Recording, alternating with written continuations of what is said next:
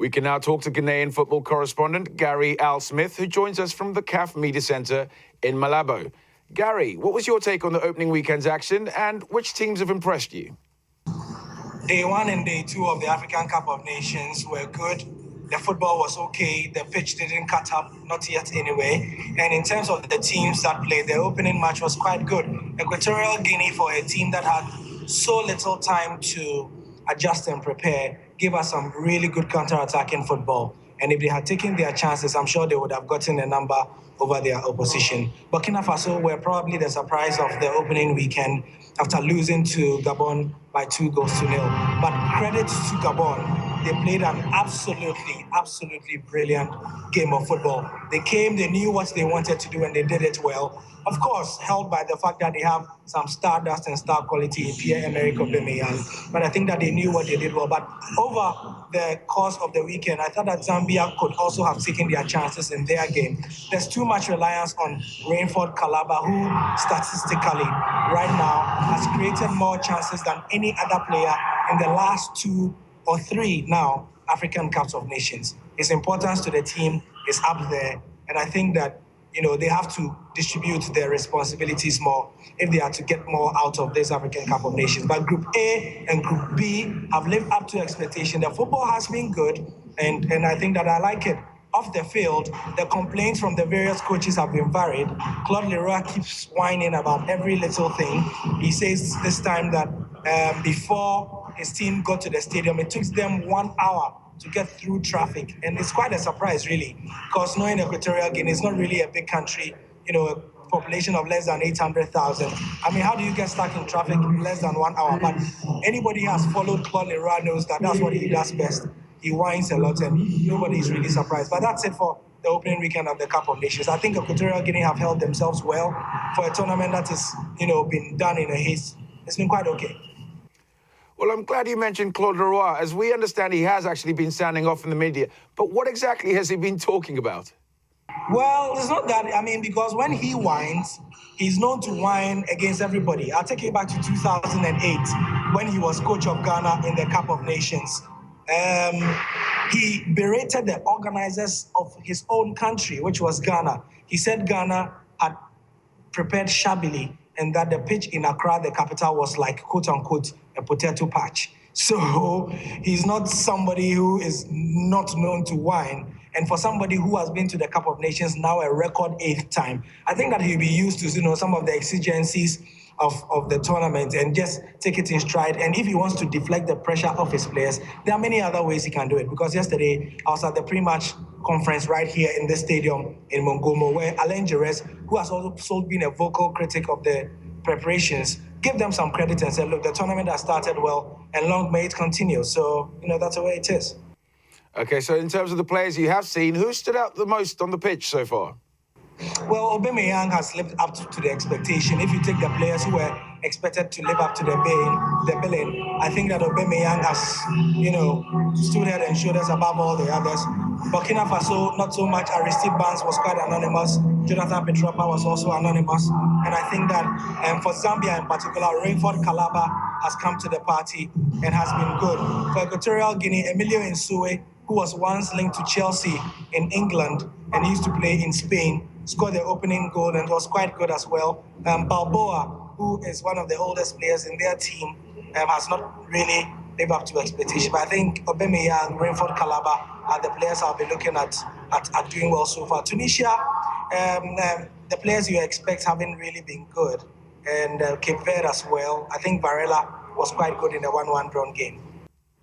So we could tell by the noise behind you that everyone's getting excited for Group C, which kicks off today, with Coach Avram Grant concerned about the fitness of his captain, Asamoah Gyan, who we understand is recovering from malaria.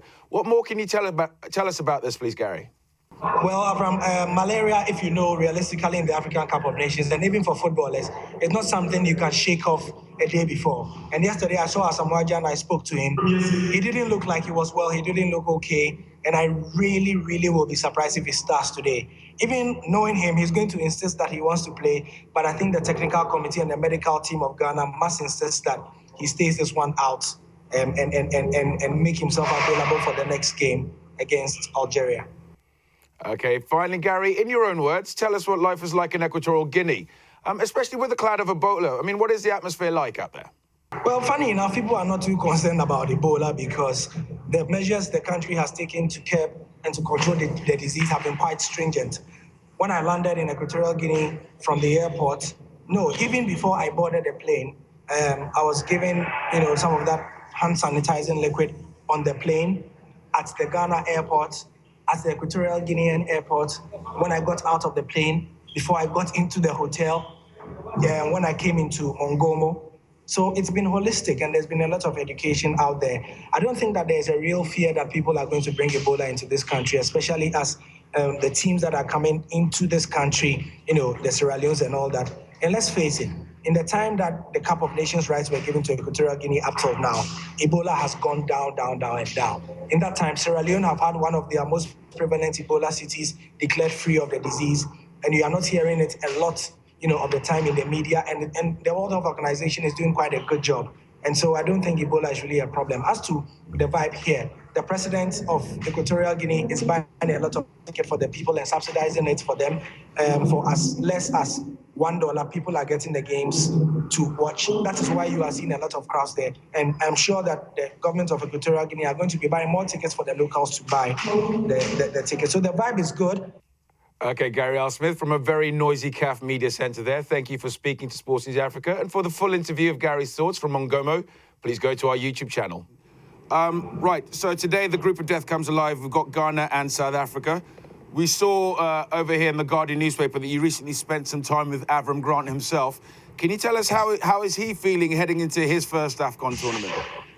He's very calm. I mean, he's behaving like a coach who has been at the highest levels, and he's coming to, another challenge. And as you saw in the interview I did with The Guardian there, he's always saying that he came to Ghana specifically and not some of the other Premier League teams who wanted him because he wanted to increase his breadth of experience. He's been the coach of the Israeli national team. He's coached Portsmouth, he's coached Chelsea. He wants to increase his breadth and become a more international coach, somebody of more expertise. And he thinks that the Ghana team is good enough to be able to help him scale the challenge that is the African Cup of Nations, and that's why he's here. Okay, now Ghana and Senegal are dark horses for the tournament. What are the relative strengths of either side ahead of today's fixture? The strengths of Ghana definitely will be in the midfield. Not exactly sport for choice in midfield talent because Kodua Samoa is not here, but in the striking department, Ghana are quite weak, especially if Asamoah Gyan doesn't play. In the defense, it's been a known problem that Ghana's defense is not holding up. But for Senegal, a fantastic defense indeed. And I can run you through the starting 11 of the Senegal team, as I know from some Senegalese journalists, if you don't mind. I could run you through that. Bouna Koundoul is surely going to start for them. They are going to have Sadio Mane, who we are told has been training for the last couple of days and he'll be available for selection. Also, we understand that Papi Cisse is going to incredibly be on the bench most likely because Mami Biram Diop of Stoke City has been such an incredible form, top scorer in the qualifiers with 4 goals. And we are going to see Sheikh Mbenge in defense as well. Karabin Boj is going to be in defense, and they have a solid defensive side.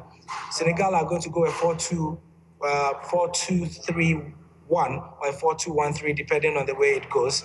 And Senegal this time are strong all around the pitch. This time, unlike in 2012, they don't have a lot of star quality throughout the pitch in their starting 11, but they do have a team, and they are going to be exciting to watch. Alain Jerez knows Ghana week in, week out. He's the man who, if you ask me, is going to be the difference, not essentially the players, because he has presided over 2 victories over Ghana in charge of Mali. Okay, so I'm going to have to put you on the spot here. Pick a winner from Ghana-Senegal tonight. I think Ghana are going to come with a win only purely based on experience and grit. But Senegal are going to mount a good challenge, but I expect Ghana to come with a win. Okay, now let's move on to Algeria, who take on SA tonight. Do you have any squad news on either team? Well, yes, indeed. Bernard Parker of South Africa, the medical team are telling him not to play, but it's the biggest story in the South African camp. He's indignant and insistent that he wants to play. He really wants to be in the team so bad, and Bernard Parker had a rib injury, but he's shaking it off himself and telling the medical team that he'll play, so we don't know if they are going to give him the time. Algeria were represented at the press conference yesterday by Alain Jerez, by Rafik Halish, who said that the team is in good form, they're in good spirit. And as you know, Algeria have had their own injury problems. They had a good 23-man squad, but at least 3 players have gone home, including the goalkeeper, Zemamouche, who left the team because he was injured as well. But they still do have a lot of quality around the team. Let's make no bones about that. They do have some of the Brahimis and the Beluchis and some of the others are available. So Algeria have strength in depth, and I expect them to mount a good challenge. So that's the squad news ahead of the game. Okay. Well, we're looking at Bafana. They've been on a very strong recent run, though. Do you think they have the strength to win this match and indeed win the group? The biggest strength that Bafana have is self-belief. They don't have any experience for these players in the African Cup of Nations. It's just a few of them who were in SA in 2013. But in terms of the mindset, that is their biggest thing. And I fear that if Algeria give them a thrashing today, it's going to destroy them because of the run they have had since Sheikh Spasaba came into power. They've at least not been beaten in 10 games, and I think that is going to be their strongest point. The team unity and the vibe in the camp means that even if Algeria are leading by 2 goals to 0, they shouldn't be resting on their laurels because South Africa are really mentally strong and they can come there. So I think that's their biggest strength. And they can top the group, yes. I think they can top the group. Okay, now let's look at Wilfred Broney. He brings a shiny new Manchester City shirt to take on Guinea in the late game. Do you think Cote d'Ivoire have been distracted by the transfer and the build-up? No.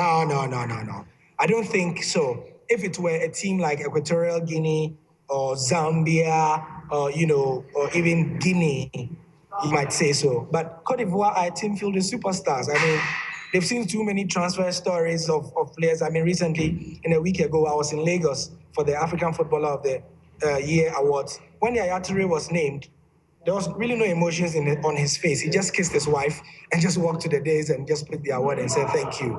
He's been there, done that. Gervinho has been there, done that with Roma, with Arsenal. All around the pitch, you have quality, the biggest kind that you have in this African Cup of Nations. So they'll just say, congratulations, way to go. But yeah, we've been there. So 28 million pounds, you are the most expensive African signing going into the English Premiership. But yeah, let's focus on it and let's win. They all know that winning the African Cup of Nations is the ultimate thing that they are all missing. Because all of them have won things in their various countries of club football, and they need this one. So I don't think winning transfer is going to be a distraction. No, not at all. Okay, well, you talk the Ivorians up there to be supermen. So what players and strategy do Guinea have to beat the Ivorians tonight? Well, Guinea, Ivory Coast is going to be a tricky one. What Guinea have is a collective and a good team mindset. They have a coach who really I respect. I was always saying that when Ghana was going for a coach, if they had to headhunt, surprisingly, I wouldn't go for a Mourinho or anything because in African football, I really respect the credentials of Michel Dussier. What are his strengths? He knows how to work with material, be they average or world class. He knows his material so much so that when some of his players were pretending, not to be interested in the national team, he said, hey, sort of, just get out and let me use the players I have available. When Ghana played Guinea over 2 legs in Morocco, in Casablanca, and in Tamale, we saw how the 2 teams played, and I really respected Michel Dussier for knowing the material he had and how to deploy them. He does not have the biggest star quality, but trust me, he has a squad that knows what they are about. Ivory Coast may have a lot of firepower, and that may be too much for them, but trust me, Guinea are going to put up a really good fight.